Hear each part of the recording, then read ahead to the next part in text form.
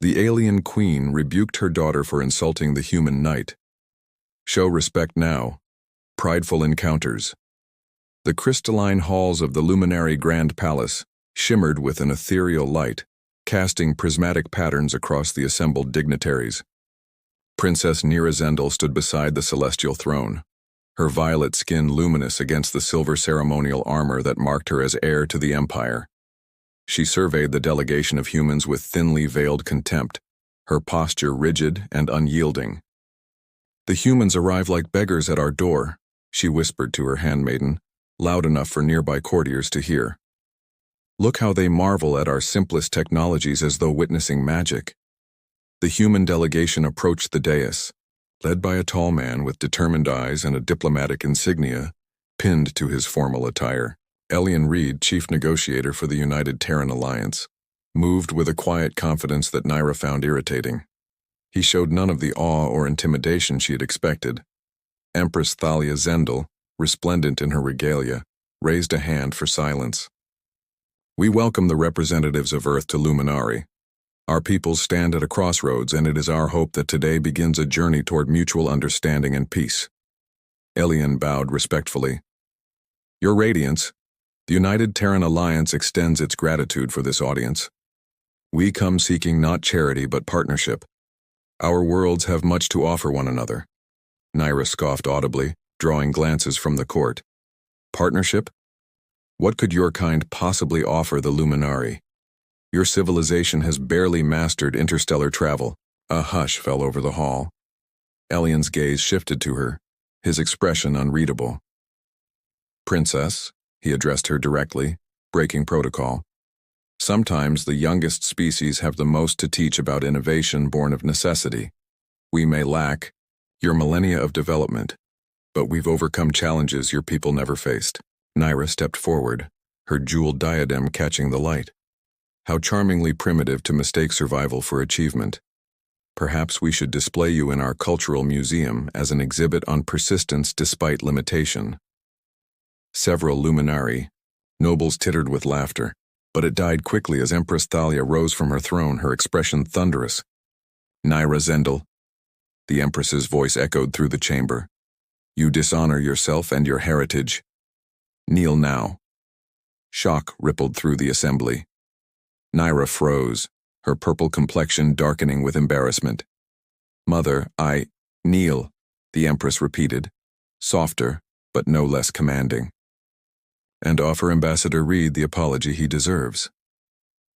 Mortification burned through Nira as she slowly lowered herself to one knee, feeling the weight of hundreds of eyes upon her. This human, this Elian Reed, watched her with an expression not of triumph, but of something far more unsettling. Compassion. "I offer my apologies, Ambassador," she said, the words like glass in her throat. "My behavior was unbecoming of a princess of Luminari." Elian stepped forward and, to everyone's surprise, knelt as well, bringing himself to eye level with her. "Apology accepted, Your Highness," he said quietly. "I look forward to proving that both our peoples have value to contribute to this alliance." Their eyes met, and for a fleeting moment, Nira glimpsed something unexpected in the human's gaze. Not subservience or fear, but a quiet strength and intelligence that mirrored her own. A strange sensation fluttered in her chest as he rose and extended his hand to help her up. A human gesture she recognized but had never experienced. After a moment's hesitation, she placed her hand in his. The touch was brief, but as their fingers connected, Nira felt a curious warmth spread through her palm, up her arm, and into regions of her heart long guarded by pride and prejudice. The formal introductions continued, but Nira found her attention repeatedly drawn to the human diplomat, wondering what other surprises Elian Reed might hold beneath his diplomatic exterior. Forbidden whispers. 2 days after the diplomatic incident, Nira paced the Royal Botanical Gardens seeking solitude among the bioluminescent flora. The memory of her public humiliation still stung, but something else bothered her more. The lingering sensation of Elian Reed's hand against hers, and the unexpected respect in his eyes when everyone else had looked upon her with judgment. "Your Highness," Nira turned sharply, finding the very subject of her thoughts standing at the junction of 2 crystal paths. Elian Reed wore more casual attire today, though still formal by human standards. The evening light caught the angles of his face in a way that made her pause. Ambassador Reed. These gardens are reserved for the royal family and invited guests. She raised an eyebrow. I don't recall extending an invitation. A slight smile touched his lips. The Empress granted me access. She suggested I might find the night-blooming stellar lilies educational. He gestured to a journal in his hand. I'm something of a botanist in my spare time. A diplomat and a botanist?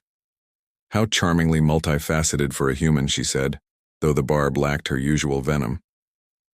We short-lived species must make the most of our time, he replied with unexpected humor. May I join you? Or would you prefer I explore elsewhere? Naira considered him for a long moment. You may walk with me. I find myself curious about why you didn't take advantage of my disgrace. Most diplomats would have pressed the advantage. They began to walk side by side, an alien princess and a human diplomat beneath a canopy of glowing flora. Elian studied a particularly vibrant cluster of plants before answering. Humiliating you would have gained a momentary advantage and created a lifetime enemy. He glanced at her. I'm here to build bridges, not burn them. How pragmatic. Not just pragmatic. Decent. He stopped walking. Princess Nira, I've studied your people for years. The Luminari value honor and directness, so let me be direct. I admire your fierce protection of your heritage, but I think you've been taught to see humans as lesser beings when we're simply different. Naira felt a flare of indignation, then paused, surprised by his insight. My ancestors ruled the stars when yours still thought the earth was flat. True, Elian nodded. And yet here I am, standing beside you as an equal. Doesn't that make you wonder what else your teachers might have been wrong about? The question lingered between them as they continued their walk, conversation shifting to safer topics, the properties of the garden's plants, the different constellations, visible from their respective homeworlds. Despite herself, Naira found the humans' observations thoughtful, even insightful. When their paths eventually had to part, she felt an unfamiliar reluctance. Perhaps, she said slowly, you would be interested in seeing our historical archives tomorrow. For diplomatic purposes, of course. Of course, Elian agreed, his smile reaching his eyes. For diplomacy. Over the following weeks, their diplomatic meetings continued. In the archives, the observatory, the ancient temple grounds.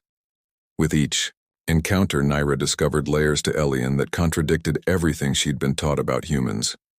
He listened when she spoke of Luminari philosophy, asked intelligent questions about their science, and shared Earth's literature and music with genuine enthusiasm for the exchange of ideas. One evening, as they watched twin moons rise from a secluded palace balcony, Elian's hand accidentally brushed against hers. Neither pulled away. This is dangerous, Naira whispered, finally acknowledging the energy building between them. The most worthwhile things often are, Elian replied softly. When his fingers tentatively intertwined with hers, the purple of her skin contrasting with his, Naira knew they had crossed a line from which there would be no easy return. What had begun as curiosity was blooming into something forbidden and precious, a secret they kept wrapped in whispered conversations and stolen glances, hidden from the watchful eyes of the imperial court. If anyone discovered this, she began. They won't, he assured her, though they both knew the promise was as fragile as starlight. In the quiet of the moonlit balcony, political differences momentarily forgotten, Naira leaned closer to the human who had somehow bypassed her defenses. Their first kiss tasted of stardust and possibility, sealing a connection that defied the expectations of two worlds. Shadows of betrayal. The human delegation requests additional concessions on the mining rights of the Keldor asteroid belt, reported Councillor Vex, his pale eyes narrowing as he addressed the Imperial Advisory Chamber. They grow more demanding with each meeting. Naira kept her expression neutral despite the anger rising within her. For 6 weeks she had been discovering the truth about Elian and his people, their resourcefulness, their compassion, their remarkable adaptability. Yet here in the political sphere, both sides continued to view each other with suspicion. Perhaps, she suggested carefully, we should consider that the asteroid belt falls closer to their colony on Proxima than to any luminary settlement. Their request isn't entirely unreasonable. Silence fell across the chamber. Her mother, the Empress, studied her with newfound interest. My daughter makes a valid point, Empress Thalia said finally. Counselor Vex, prepare a proposal for shared mining rights with appropriate protections for luminary interests. Vex's expression darkened momentarily before he bowed. As you command, Your Radiance. Later, as Naira hurried through a lesser-used corridor toward her private chambers, a shadow detached itself from an alcove. She tensed, reaching for the ceremonial dagger at her waist, then relaxed as Elian stepped into the light. You shouldn't be here, she whispered, though she couldn't hide her pleasure at seeing him. This section of the palace is forbidden to outsiders. I had to warn you. His expression was grave. Something's wrong within the diplomatic corps. Communications are being intercepted. Positions are changing without explanation. I think someone is sabotaging the negotiations. Naira pulled him deeper into the shadows. I've noticed similar inconsistencies on our side. Counselor Vex seems particularly determined to prevent any meaningful agreement. Elian's hand found hers in the darkness. I've been told I'm being recalled to Earth for consultation. I fear it's an excuse to remove me. No, Naira breathed, sudden fear clutching at her heart. Their relationship had remained secret, but their growing political alignment had not gone unnoticed. When? 2 days. Once I'm gone, they'll replace me with someone more hardline, someone who won't see the luminary as you've shown them to me. Without thinking, Naira pulled him close, her lips finding his with desperate intensity. The kiss deepened, hands exploring with newfound urgency, the passion they'd been carefully restraining, breaking free like a solar flare. I won't let them take you, she murmured against his mouth. Sudden noise at the far end of the corridor forced them apart. Footsteps approached. Go, she urged, pushing him toward a service passage. Meet me tonight at the Temple of Stars. Midnight. After he disappeared, Naira composed herself just as Counselor Vex rounded the corner with 2 Imperial guards. Princess Naira, he said, surprise evident in his voice. What brings you to this forgotten corner of the palace? I might ask you the same, Counselor, she replied coolly, noting how his gaze swept the corridor as if searching for something, or someone. Security concerns, Your Highness. There have been rumors of unauthorized meetings between certain individuals.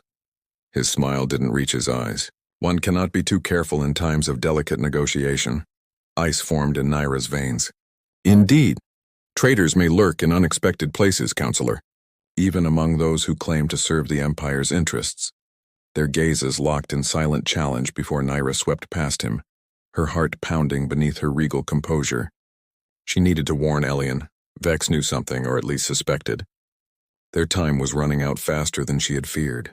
That night, as she prepared to slip away to the Temple of Stars, her handmaiden rushed in with terrible news. An assassination attempt had been planned against the human delegation. Elian Reed was the primary target, and it was scheduled to occur before dawn. The conspirators had made one crucial mistake. They had underestimated how far a luminary princess would go to protect the human who had shown her a different way of seeing the universe, and the depths of her own heart. Hearts in exile. The Temple of Stars stood abandoned at midnight, its ancient dome open to the cosmos above. Naira arrived breathless, her royal garments exchanged for the practical attire of a luminary scout. The ceremonial dagger at her hip had been joined by a pulse disruptor, not standard equipment for a princess, but essential for what lay ahead. Elian? She called softly into the shadows. A figure emerged from behind one of the temple's crystalline pillars. Elian's face was tense, his normally composed demeanor replaced with alert vigilance. Naira, what's happening? Your message said it was urgent. She crossed the space between them quickly. There's no time. Vex and his conspirators have planned your assassination before dawn. The delegation's quarters are already surrounded. Elian's expression hardened. How many of my people are in danger? All of them, but you're the primary target.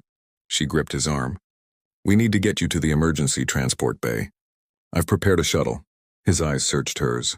You're risking everything, your position, your birthright. Some things matter more than crowns, she cut him off, the certainty in her voice surprising even her. I've sent warning to my mother, but we can't wait for her response. Vex has too many supporters in the Imperial Guard. They move swiftly through hidden passages that honeycomb the ancient temple, pathways known only to the royal family. Twice they narrowly avoided patrols, pressing together in narrow alcoves, hearts racing in tandem. How did you discover their plan? Elian whispered during one such moment, his breath warm against her purple skin. My handmaiden, Leary. She overheard Vex speaking with off-world mercenaries. Nyra's expression darkened. He plans to blame your death on radical luminary separatists, triggering a diplomatic crisis that would end all hope of alliance. They reached a concealed doorway leading to a small transport bay where a sleek shuttle waited. As Nyra worked to override the security protocols, alarms suddenly blared throughout the complex. They've discovered you're missing, she said grimly, fingers flying across the control panel. We have minutes at most. The shuttle door slid open just as the transport bay's main entrance exploded inward. Counselor Vex stood framed in the smoking threshold, flanked by armed guards and mercenaries. Treason from the Crown Princess herself, he announced, his voice echoing in the cavernous space, conspiring with humans against her own people. Your mother will be devastated, Nyra. My mother will have your head when she learns the truth, Nyra countered, positioning herself protectively before Elian. Vex smiled coldly. What truth will she learn, I wonder?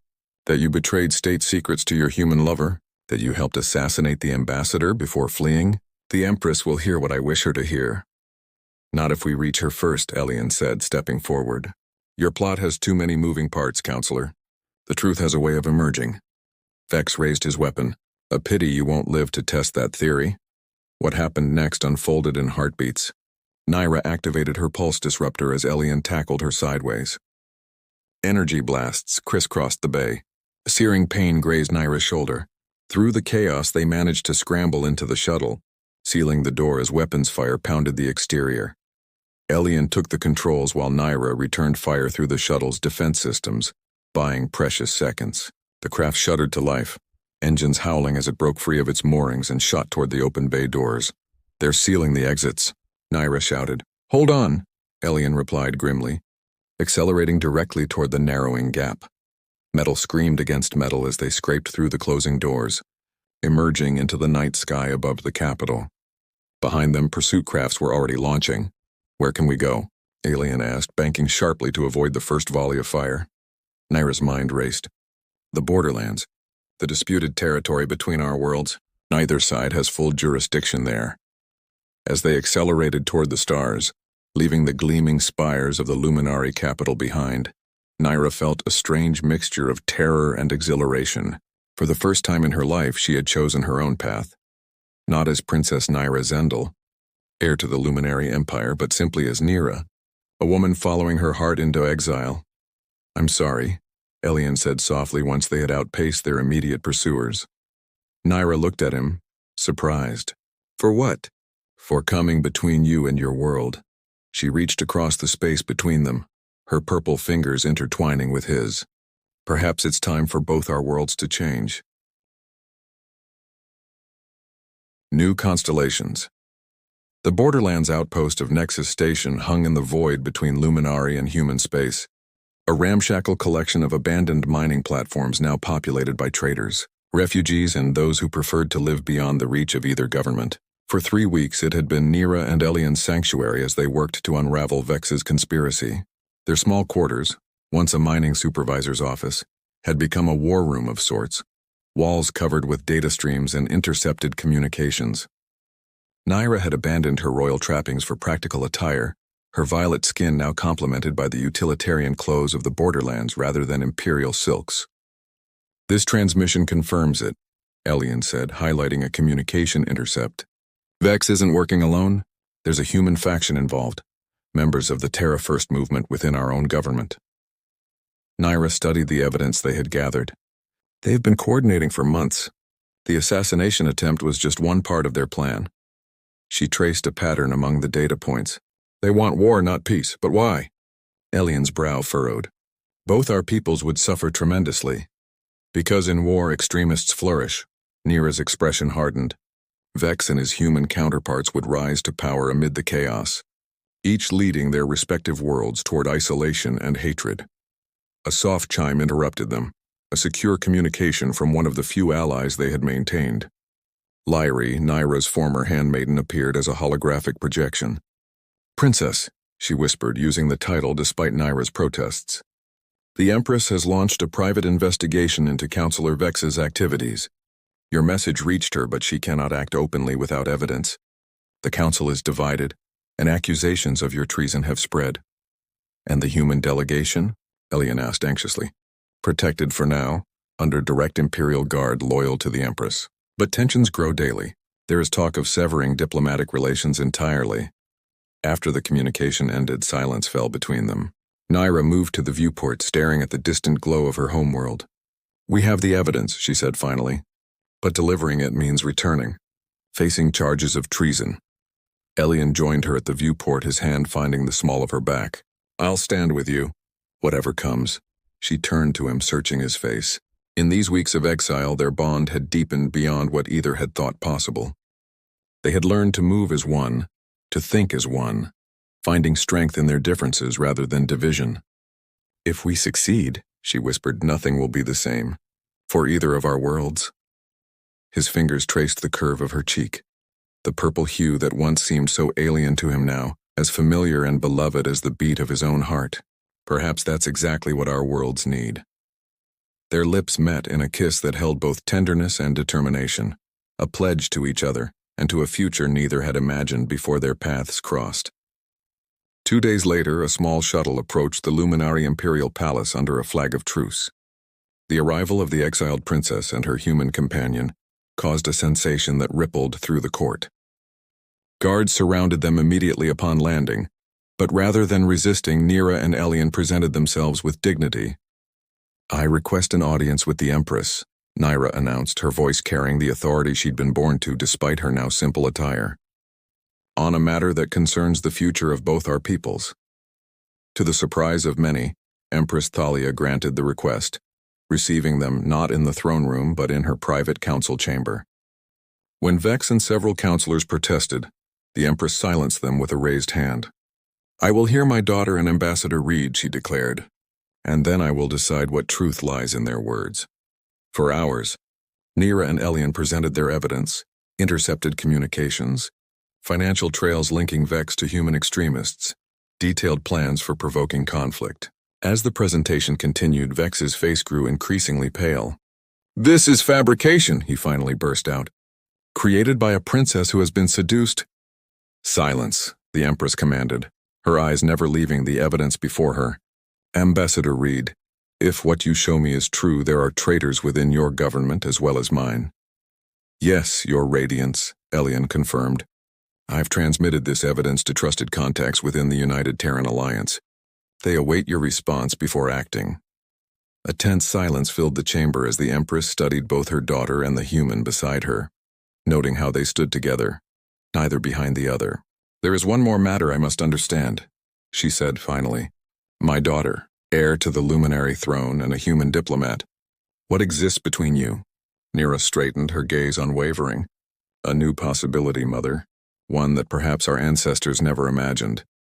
But one that could lead both our peoples toward a future brighter than either could achieve alone." "Love," Elian added simply. "And through it, understanding." The Empress's expression remained unreadable for a long moment. Then, to the astonishment of all present, she smiled. "Perhaps," she said, "this is what the ancient prophecies meant by new constellations rising. Not stars in the heavens, but unexpected connections between worlds." In the days that followed, Vex and his conspirators were arrested. Diplomatic relations between the Luminari and humans were not merely restored, but strengthened. The tale of the princess and the diplomat who had risked everything to prevent war spread through both societies, becoming a symbol of what might be possible. One evening, as a new treaty was being celebrated, Nyra and Elian slipped away from the formal reception to the same garden where their unlikely journey had begun. "Ambassador Zendel," Elian teased, using her new title as diplomatic liaison to Earth. "Shirking your duties already?" Nyra laughed, a sound that had once been rare but now came easily in his presence. I learned from the best, Ambassador Reed. Above them, the stars of two worlds shimmered in a sky that no longer represented division but possibility. As their hands found each other beneath the glow of alien blossoms, both knew that their personal constellation, the unlikely pattern their lives had formed together, was just the first of many new arrangements to come. Not an ending, but a beginning, for them and for the worlds they had helped to bridge.